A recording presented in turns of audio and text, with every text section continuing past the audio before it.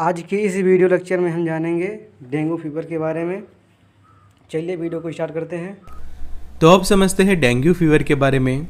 तो dengue fever ऐसी बीमारी है कि जो डेंगू वायरस के कारण होती है, और ये स्पेशली वायरस जो है वो आपके बॉडी के अंदर फैलता कैसे, तो मॉस्किटो के जो बाइट से, कि जो मच्छर के काटने से फैलने वाली ये बीमारी है। और मॉस्किटो के अंदर भी हम देखें तो जो फीमेल एडिस इजिप्टी करके जो स्पीसीज आती है मच्छर की, उसके काटने से स्पेशली ये डेंगू फीवर होता है। आगे जाने तो ये फीवर को बॉन ब्रोकन फीवर भी कहा जाता है, मतलब कि हड्डी तोड़ बुखार भी उसको कहा जाता है। उसका कारण ये है कि जब किसी को डेंगू फीवर होता है तो उसके हड्डियों में उसको काफ़ी पेन होता है, जिसके कारण ऐसा फील होता है कि जैसे हमारी हड्डियाँ फ्रैक्चर हुई है, ऐसा जो है वो पर्सन फील करता है। मतलब कि जैसे बॉन ब्रोक हो जाते हैं, हड्डी या टूट जाती है, और उस वक्त जिस तरह से हमें पेन होता है, दर्द होता है, ऐसा पर्सन फील करता है डेंगू फीवर के दौरान। आगे जानते हैं डेंगू फीवर होने के कारण क्या होते हैं। तो डेंगू फीवर जो है वो स्पेशली डेंगू वायरस के कारण होता है, और ये वायरस आपके बॉडी के अंदर फैलता है मच्छर के काटने से, कि जो मॉस्किटो बाइट कहा जाता है। कि यहाँ पे आप देखो कि ये एडिस इजिप्टी करके समझो कि मच्छर की जो स्पीसीज है वो आपको जो है वो काटती है, तो उसके कारण डेंगू वायरस जो है वो आपकी बॉडी के अंदर फैल सकता है, और इस तरह से आप जो है वो ये बीमारी से संक्रमित हो सकते हैं। तो स्पेशली ये बीमारी एक ही रीज़न से फैलती है, वो है मच्छर के काटने से, और उसमें भी जो मच्छर की जो स्पीसीज है एडिस इजिप्टी, उसके काटने से आपको ये बीमारी होती है। अब जानते हैं उसके सिम्टम्स क्या होते हैं। जब किसी को डेंगू होता है तो कौन से सिम्टम्स उसके बॉडी में डेवलप होते हैं। तो सबसे पहले उसको सर दर्द होगा, हेडेक होगा काफ़ी, साथों साथ जो बुखार आता है वो काफ़ी तेज़ बुखार होता है, और वो आप मेज़र करो तो 104 डिग्री जितना फीवर होता है पर्सन को, या फिर उससे भी ज़्यादा फीवर हो सकता है। फिर लॉस ऑफ एपेटाइट, मतलब कि भूख कम हो सकती है आपकी। बॉडी एक, मतलब कि आपको बदन दर्द हो सकता है, डायरिया हो जाता है कुछ केसेस के अंदर, उल्टी होती है, थकान महसूस करते हैं, और आँखों में दर्द होता है। तो ये प्राइमरी सिम्टम्स डेवलप होते हैं डेंगू बुखार के दौरान। कुछ दूसरे सिम्टम्स हम देखें तो नी पेन, मतलब कि घुटनों का आपको दर्द हो सकता है, हड्डियों में दर्द हो सकता है, लिथार्जी, मतलब कि आपको सुस्ती आ जाएगी बॉडी के अंदर, नाक से खून आ सकता है, और शरीर में लाल धब्बे। कि यहाँ पे आप ये डायग्राम में देखो तो स्किन के ऊपर जिस तरह से रेड स्पॉट हमें देखने को मिल रहे हैं, लाल धब्बे देखने को मिलते हैं, ये सिम्टम्स डेवलप होते हैं कि जब आपको डेंगू फीवर होता है। आगे जानते हैं उसके कॉम्प्लिकेशंस के। अगर आपको डेंगू फीवर होता है तो उसके कारण कौन से कॉम्प्लिकेशंस हो सकते हैं। तो आपके बॉडी के अंदर जो प्लेटलेट काउंट है वो कम हो सकते हैं, कि जिसको मेडिकल टर्म्स के अंदर थ्रोम्बोसाइटोपेनिया कहा जाता है। दूसरी कंडीशन हम देखें तो ब्लीडिंग हो सकती है, कि थ्रोम्बोसाइटोपेनिया जी की जो कंडीशन होती है उसमें हमारे ब्लड के अंदर जो प्लेटलेट्स होते हैं वो कम हो जाते हैं, और प्लेटलेट्स का काम होता है ब्लीडिंग को रोकना। तो अगर प्लेटलेट्स कम हो जाएंगे तो आपको ब्लीडिंग हो सकती है। फिर आपका ब्लड प्रेशर जो है वो कम हो सकता है, कि लो ब्लड प्रेशर पर्सन जो है वो फील करता है। सीवियर वीकनेस, मतलब कि बहुत ज़्यादा वीकनेस आ जाती है आपकी बॉडी के अंदर, कई बार प्लेटलेट कम हो जाने के कारण या फिर ब्लड प्रेशर काफ़ी कम हो जाने के कारण पेशेंट कोमा में भी जा सकते हैं, और प्रॉपर ट्रीटमेंट ना मिलने पर उसकी डेथ भी हो सकती है। तो ये सब कुछ कॉम्प्लिकेशंस डेवलप हो सकते हैं डेंगू फीवर के दौरान, तो ट्रीटमेंट से वो काफ़ी बेटर रहता है।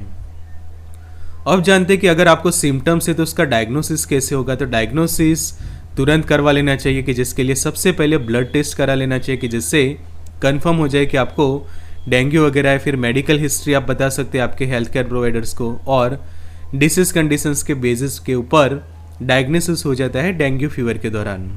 आगे बात करें हम उसके ट्रीटमेंट की, तो ट्रीटमेंट के दौरान पर्सन को बहुत सारा पानी पीना चाहिए।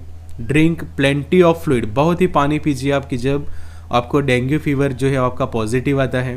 सेकंड, पैरासीटामोल यूज़ करें, बिकॉज ये बुखार में आप कोई भी एंटीबायोटिक ना लें, स्पेशली सिर्फ और सिर्फ पैरासीटामोल का यूज़ करें। तीसरा, ब्लड प्रेशर को रेगुलर मॉनिटरिंग करना चाहिए। चौथी बात करें तो प्लेटलेट काउंट भी मॉनिटर करना चाहिए साथों साथ। अगर ज़रूरत पड़ने पर सपोर्टिव केयर देनी चाहिए हॉस्पिटल के अंदर पेशेंट को।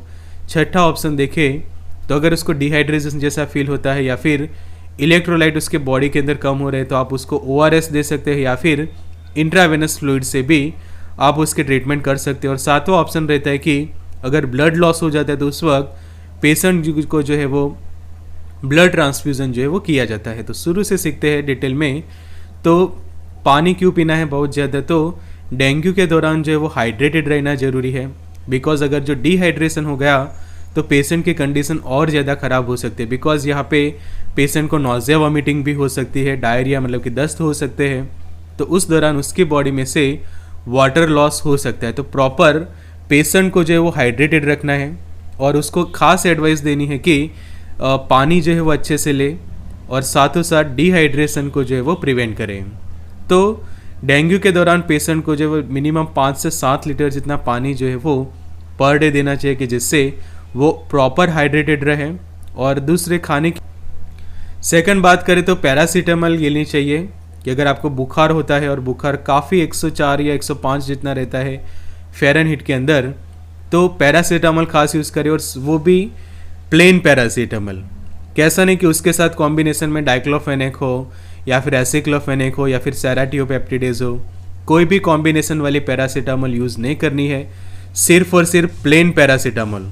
और वो भी ज़्यादा से ज़्यादा 500 मिलीग्राम के जो पैरासीटामोल आते हैं सिर्फ वो यूज़ करें और सिर्फ उसके कंटेंट के अंदर पैरासीटामोल ही होना चाहिए। कोई दूसरे कॉम्बिनेशन यूज़ करने की ज़रूरत नहीं है, बिकॉज दूसरे जो non steroidal anti inflammatory drug है उनके कारण जो है वो क्या हो सकता है कि ब्लीडिंग जैसा हो सकता है। तो कभी भी एसिक्लोफेनेक भी यूज़ ना करें, डाइक्लोफेनेक यूज़ ना करें, एस्पिरिन भी यूज़ ना करें, आइबुप्रोफेन है और या फिर नेप्रोक्सिन्स जैसे मेडिकेशन को आप यूज़ ना करें, सिर्फ और सिर्फ पैरासीटामोल को ही यूज़ करें डेंगू फीवर के दौरान। तो इससे क्या होगा कि पैरासीटामोल के जो कैटेगरी के एनाल्जेसिक एंड एंटीपायरेटिक के तौर पे काम कर रहे हैं, तो ये आपका पेन है वो भी कम करेगी और साथों साथ फीवर भी कम करेगी कि जिससे पेशेंट की कंडीशन जो है वो स्टेबल हो सकती है। तीसरा ऑप्शन देखें तो पेशेंट का जो ब्लड प्रेशर है वो रेगुलर मॉनिटर करना चाहिए। तो उसके लिए आप जो स्फिग्मोमेनोमीटर आता है वो भी यूज़ कर सकते हैं या फिर जो ब्लड प्रेशर मॉनिटर के लिए जो डिजिटल इक्विपमेंट्स आते हैं वो भी यूज़ कर सके, जिससे आप पता लगा सके कि उसके जो ब्लड प्रेशर है वो जो नॉर्मल है कि 120/80 जो हम कहते हैं, और उसके जो हार्ट रेट या फिर उसके पल्स जो है वो एटलीस्ट 72 के आसपास रहे। तो वो आप खास ध्यान रखें कि प्रॉपर मॉनिटरिंग का ज़रूरी है ब्लड प्रेशर और साथों साथ हार्ट रेट का। फिर प्लेटलेट काउंट का भी मॉनिटरिंग काफ़ी ज़रूरी है, बिकॉज हमने शुरू में ही सीखा कि डेंगू बुखार के दौरान आपके प्लेटलेट्स कम हो सकते हैं। तो ज़रूरी है कि रेगुलरली प्लेटलेट काउंट भी मॉनिटर किया जाए। तो ब्लड टेस्ट से प्लेटलेट काउंट जो है वो आपको पता चल सकता है, तो वो खास कराते रहिए डेंगू बुखार के दौरान। पांचवा कि अगर पेशेंट को ज़रूरत पड़ती है और हॉस्पिटलाइज करने की ज़रूरत पड़ती है तो प्रॉपर सपोर्टिव केयर जो है वो उसको मिलनी चाहिए हॉस्पिटल के अंदर की, जिससे इसके जो सिम्टम्स है वो जल्दी से जल्दी हम कम कर सकें और पेशेंट जल्दी से जो है वो ठीक हो जाए। छठा ऑप्शन रहता है कि अगर डिहाइड्रेशन फील करता है पेशेंट या फिर उसको हाइड्रेटेड रखने की ज़रूरत है, उसका स्टेमिना मेंटेन करने की ज़रूरत है, तो आईवी फ्लूइड्स का ऑप्शन रहता है आपके पास कि जिसके अंदर नॉर्मल सलाइन भी आप लगा सकते हैं या फिर रिंगर लैक्टल का सॉल्यूशन भी पेशेंट को चढ़ाया जाता है। फिर आरएस की बोतल आप लगा सकते हैं, डेक्सट्रोज की जो ग्लूकोज हम कहते हैं वो भी लगा सकते हैं, D5-LRS या फिर DNS। तो ये सभी ऑप्शंस रहते हैं, इनमें से कोई भी एक आईवी फ्लूइड जो है वो पेशेंट को लगा सकते हैं आप। सातवां ऑप्शन रहता है कि अगर खून की कमी हो जाती है और खून चढ़ाने की ज़रूरत है तो उस वक्त जो कोई प्रॉपर डोनर मिल जाता है तो डोनर के थ्रू आप जो है वो पेशेंट को प्लाज्मा या फिर ब्लड जो है वो ट्रांसफ्यूज़न कर सकते हैं। जैसे कि ब्लड आप लगा चढ़ा सकते हैं पेशेंट को, RBCs जो आते हैं वो भी पेशेंट को इन्फ्यूज़ किए जा सकते हैं, फ्रेश जो फ्रोज़न प्लाज्मा होता है वो, और चौथा ऑप्शन रहता है प्लेटलेट ट्रांसमिशन का। तो ये ब्लड लॉस होता है तो उसको पूरा करने के लिए ट्रांसफ्यूज़न का आपके पास ऑप्शन रहता है। अब एक सवाल ये आता है कि अगर उसके प्लेटलेट कम हो गए तो क्या करेंगे, कि बहुत सारे केसेस ऐसे देखने को मिलते हैं कि डेंगू बुखार के दौरान प्लेटलेट्स कम हो ही जाते हैं। तो प्रॉपर मेडिकेशंस की ज़रूरत है और साथ साथ होम रेमेडीज़ की ज़रूरत होती है, बिकॉज जो नॉर्मल प्लेटलेट्स काउंट होते हैं कि उसके कंपेयर में आप यहाँ पे नीचे वाले डायग्राम में देखो तो सिर्फ आपको 1, 2 और ये 3 ही प्लेटलेट्स दिखाई देने को मिलेंगे, कि जहाँ पे ये वाले में बहुत सारे प्लेटलेट्स देखने को मिलते हैं। तो प्लेटलेट्स कम हो जाने के कारण ब्लीडिंग हो सकती है, ब्लड लॉस हो सकता है पेशेंट का। तो ज़रूरी है कि आप उसके प्लेटलेट काउंट को मेंटेन रखें। तो उसके लिए जो हमने अभी सीखा था कि होम रेमेडीज़ आप दे सकते हैं पेशेंट को, ब्लड या फिर प्लेटलेट ट्रांसफ्यूज़न करा सकते हैं, जो मेडिसिन आती है, हर्बल्स आते हैं, होम्योपैथी, प्लाज्मा एक्सचेंज, सर्जरी, ये सभी ऑप्शंस रहते हैं प्लेटलेट काउंट को फिर से नॉर्मल करने के लिए। तो होम रेमेडीज़ के अंदर आप जो है वो पेशेंट को डेंगू फीवर के दौरान जो सलाड्स वगैरह आप समझो कि देते, तो उसमें आप चुकंदर दे सकते हैं, कि बीट रूट का उसको सलाड बनाकर दीजिए, कि जिससे उसके platelet count as well as जो ब्लड है उसके अंदर हीमोग्लोबिन का भी लेवल अच्छे से रहे। पपीते का लीफ जो होता है, कि पपाया लीफ जो कहा जाता है, उसको उबाल के उसका जो काढ़ा बना के भी पेशेंट को दे सकते हैं। आंवला दे सकते हैं उसको। फिर जो कीवी फ्रूट आता है वो दे सकते हैं आप उसको खाने में डाइट के अंदर। फिर गाजर जो है और नारियल पानी और बकरी का दूध, ये सभी ऑप्शंस रहते हैं उसके पास। तो इनमें से आप कोई भी आपको सूटेबल हो वो होम रेमेडीज़ आप कर सकते हैं।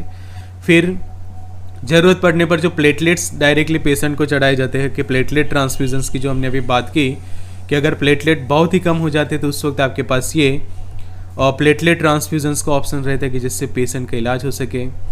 मेडिकेशंस की हम बात करें तो डॉपटेलेट की जो एवाट्रोम्बोपैग करके टैबलेट्स आते हैं, रोमीप्लास्टिन के इंजेक्शन, कॉर्टिकोस्टेरॉइड है, एल्ट्रोम्बोपैग है, इम्यूनोग्लोबुलिन्स वगैरह के ऑप्शन रहते हैं, जिसके अंदर आप देखो तो रोमीप्लास्टिन का जो पाउडर आता है वाटर फॉर इंजेक्शंस के साथ, कि जो 250 माइक्रोग्राम के स्ट्रेंथ में रहता है 0.5 ml में। तो ये इंजेक्शन पेशेंट को सब क्यूटेनियसली लगाए जाते हैं, कि अगर उसके प्लेटलेट्स कम हो जाते हैं डेंगू के दौरान। या फिर डॉपलेट के जो टैबलेट्स आते हैं वो भी पेशेंट को जो वो प्रिस्क्राइब किए जाते हैं, कि जो स्पेशली 5 दिन का कोर्स रहता है, कि यहाँ पे आप देखो डे 1 पे पेशेंट जो वो 3 टैबलेट लेता है, और वो इस तरह से रहता है कि 1-1-1 प्रॉपर 8 आवर के टाइम डिफरेंस पे ये पेशेंट ये मेडिकेशंस लेता है, और ये 5 दिन तक लेता है। कि टोटल यहाँ पे आप देखो 15 टैबलेट्स दी गई है, और डे वाइज प्रॉपर उसके ऊपर लेबलिंग भी किया हुआ है। तीसरा हम देखें तो रेवोलेट करके जो 50 मिलीग्राम के टैबलेट आते हैं, कि जो नोवार्टिस डिज़ाइन करते हैं, उसका सॉल्ट कंपोजिशन है एल्ट्रोम्बोपैग, तो वो टैबलेट भी प्रिस्क्राइब किया जा सकते हैं। या फिर इंट्रामस्कुलर इंजेक्शन जो आता है और रॉकलॉन का 150 माइक्रोग्राम का, जिसके अंदर एंटी-डी इम्यूनोग्लोबुलिन है, तो वो भी पेशेंट को जो है वो इंट्रामस्कुलर इंजेक्शंस के लगाया जा सकता है। फिर स्टेरॉइड्स का ऑप्शन रहता है कॉर्टिकोस्टेरॉइड्स के अंदर, कि जो डेक्सामिथासोन है या फिर बेटनोसोल, बीटामिथासोन आप यूज़ कर सकते हैं। हर्बल्स की हम बात करें तो कैरीपिल टैबलेट जो है वो स्टार्ट करनी चाहिए स्पेशली, कि इससे क्या होगा कि कैरी का पपाया लीफ एक्सट्रैक्ट के ये टैबलेट होते हैं, कि अगर पेशेंट पपीते के जो लीफ होते हैं उसके पत्ते होते हैं उसका काढ़ा नहीं पी सकता, तो उस वक्त आप उसको ये डायरेक्ट टैबलेट दे सकते हैं। या फिर प्लेटेंजा के भी टैबलेट आते हैं हिमालय के, वो भी दे सकते हैं। या फिर प्लेटिजन करके जो सिरप आता है वो भी आप दे सकते हैं, कि जिसके अंदर स्पेशली पपाया लीफ के एक्सट्रैक्ट रहते हैं उसके अंदर।